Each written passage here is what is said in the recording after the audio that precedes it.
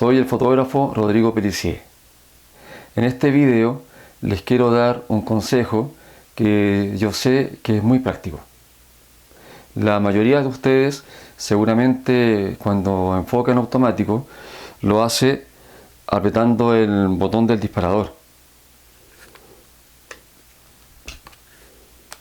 Comúnmente es así como usamos la cámara. Apretamos el botón, la cámara hace foco y disparamos. Lo que les quiero comentar es que si usamos el botón que está aquí atrás, este que nos queda justo aquí en el pulgar, el AL y AFL, nos da la gran ventaja que cuando realizamos fotografías, sobre todo en forma rápida, con poco tiempo, nos permite hacer foco y disparamos. Y cuando volvemos a disparar, el foco se mantiene. En cambio, si usamos para enfocar el mismo botón con el que disparamos, el foco va a cambiar cada vez. Para configurar esto se debe ingresar en el menú. En el caso de la Nikon D610 nos vamos aquí a la letra F, a controles, y en F4 nos vamos donde dice AF On.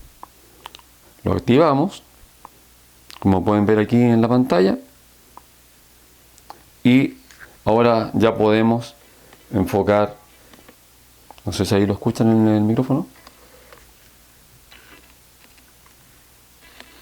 ¿Se fijan? En cambio, cuando aprieto el botón del obturador, no se activa el lente. A esta manera de enfocar se le conoce como enfoque disociado. Por ejemplo, cuando estamos en un evento, este método es muy práctico para enfocar. Porque como les decía al comienzo, podemos hacer foco, disparamos una y otra vez y no nos está cambiando el enfoque en forma permanente como sucede cuando usamos el botón del disparador para tener también esa función de enfocar. Les sugiero que lo pongan a prueba, es un método para enfocar muy práctico. Espero que este dato que les he dado les sirva.